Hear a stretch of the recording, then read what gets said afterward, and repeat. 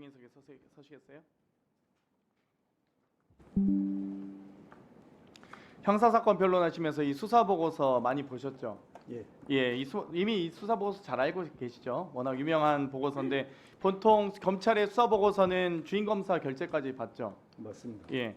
그러면 결국 이 수사 보고서가 검찰의 수사 방향이라고 봐도 되겠네요. 네, 그렇습니다. 예, 이 수사 보고서에 따르면 이 N 프로젝트라고 명명한 주가 조작, 나노스의 주가 부양 계획에 대해서 검찰도 이런 수사 방향으로 알고 있었고 잡았었다라고 보시는 거죠.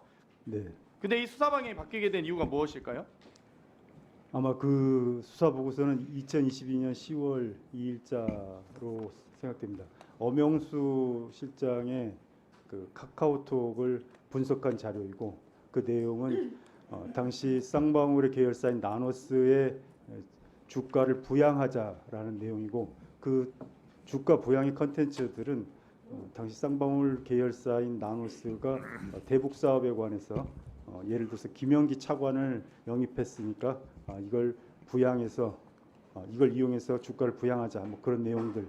예, 수사 보고서의 첨부 다 내용을 보면은 카카오톡 대화를 통해서 박철준 이 소위 쌍방울 주가 조작의 키맨이 오늘 또 N 활성화 부탁요. 방영철이 그게 뭐냐? 쌍방울 부회장입니다. 또 그러니까 김영수 쌍방울 미래전략본부장이 나노스 댓글이라는 이야기까지 합니다.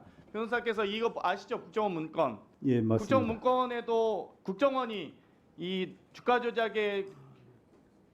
조작의 연루설이 퍼지자 제기가 가능성이 높아지자 사전 예방적 차원에서 종결했다라는 국정원 문건도 있지 않습니까? 맞습니다. 예. 그러면 이렇게 1심 판결문에도 이 쌍방울 주가 부양에 도움이 될 만한 사업에 대해서 이 김성태가 마련한 자금을 환치기 방식이나 현금 소지, 중국 출국 등 다양한 방법으로 밀반출해서 조선노동당에 대한 대북 로비 사업 또는 이행보증금 명목으로 지급하기로 계획하였다라는 것이 안보수 1심 판결문에도 있는 내용 아닙니까? 법원도 검찰도 법원도 국정원도 주가 조작과 이 소위 대북 로비 사건으로 오히려 확대돼야 된다고 생각하는데 어떻게 생각하십니까?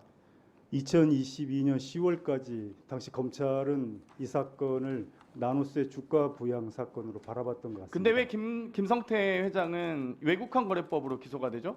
국가보안법이나 특가법상 국외재산 도피에 대해서 징역 10년 이상 무기징역까지 구형할 수 있는 거 아닙니까? 맞습니다. 그런데 왜 안 했습니까? 김성태가 나중에 수사한 건가요, 검찰이? 예, 김성태가 체포된 이후에 김성태와 검찰이 모종의 거래가 있었던 것으로 보입니다. 김성태가 이 예, 모든 변호사님 사건을- 죄송합니다. 제가 예, 좀 이따 좀 예, 예. 질문 드리겠습니다. 돌아가셔도 좋습니다. 이화영 증인 이분 누구신지 아세요? 혹시? 잘 모르겠습니다. 이분 누구신지 모르세요?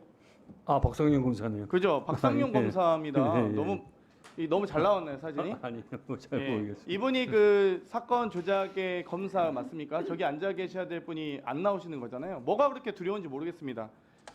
그럼 김성태 하나 질문 드리겠는데요. 이 옥중서신 본인이 쓰셨습니다. 검찰 고위직 출신 전관 변호사가 회유 협박을 했다고 하셨습니다. 그 전관 변호사 누굽니까?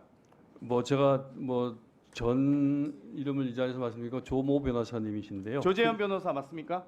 예 아니요 하세요. 제가 질문 드린 거잖아요. 맞습니다. 네. 23년 6월 19일, 29일 두 차례에 걸쳐서 박상용 검사가 연결해서 만나신 거 맞습니까? 날짜는 정확하게 잘 그러면 모르겠습니다. 박상용 검사 연결해서 만난 거 맞습니까? 박성현 검사실에서 그러면 그 연결해서 변호사가 김성태 진술 인정하고 대북 송금을 이재명을 위해 한 일이라고 허위 진술하라고 하셨습니까? 했습니까? 조 변호사께서 그렇게까지 직접적으로 말씀하시지는 않았고요. 네. 그러니까 그 전에 박상용 검사하고 저하고 혹은 수원지검 측하고 저하고 소위 딜했었던 일련의 내용들 그런 것들에 대해서 당신이 검찰의 고위층에 최고위층에 확인을 했으니 믿고 제가 그거에 대해서 계속 불신을 했고 이거 잘못하면 상당히 늪에 빠지겠다고 걱정을 하니까 조재현 변호사는 부산 고검 검사장 출신 매우 고위직이었죠. 수원 고검장도 하신 걸로 알고 있습니다. 수원지검장 시절에는 박상용 검사와 근무 기간도 같이 겹치더라고요. 그리고 조재현 변호사가 2014년 남부지검 증권범죄 수사단장 시절에 쌍방울 주가 조작으로 수백억 원대 시세 차익을 얻었던 김성태 구속 기소한 바 있습니다. 이때 수사팀장이었던 김영현 검사는 쌍방울 계열사 사회 이사로 일하고 있는 거 아십니까? 잘 모르고 있습니다. 모르시겠죠? 그럼 먼저 영상 좀 먼저 보시겠습니다.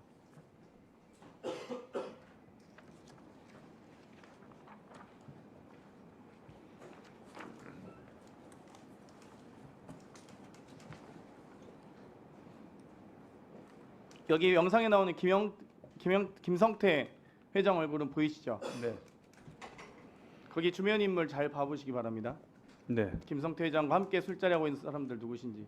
네.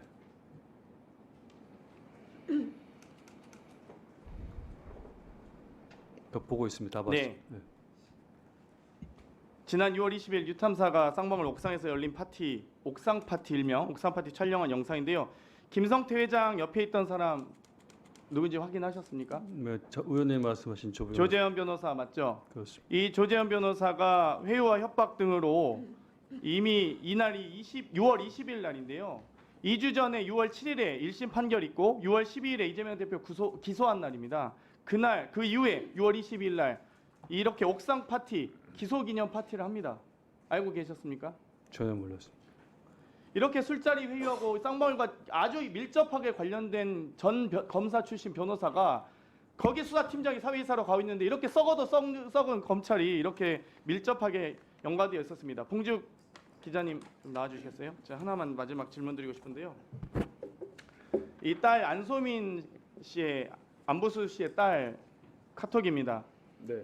안소민 씨인데요. 이때 금영수, 박상웅, 안부수와 함께 있었던 게 사실 확인됐는데 이때 또 폰 가지로라는 말을 합니다. 이거 수원지검 검찰에서는 수원지검에서는 이 임의로 제출하기 위해서 왔다고 했는데 제출할 폰이 없어요. 그러면 이미 이 사이에 이전에 쌍방울로 갔던 폰이 언제 딸에게 갔으면 딸이 어떻게 수원지검으로 제출합니까? 그럼 수원지검이 지금 딸에게 제출하겠다고 했던 말과 제출하러 왔다는 말과 안부수의 딸이 지금 이 가지러 간다는 말이 맞습니까? 수원지검의 진술과 미공개된 카톡이 아직 미공개된 카톡인데요. 네. 이 앞뒤 정확히 맞습니다. 수원지검의 입장과 딸의 입장이 같습니까? 완전히 아니요. 정반대 아닙니까?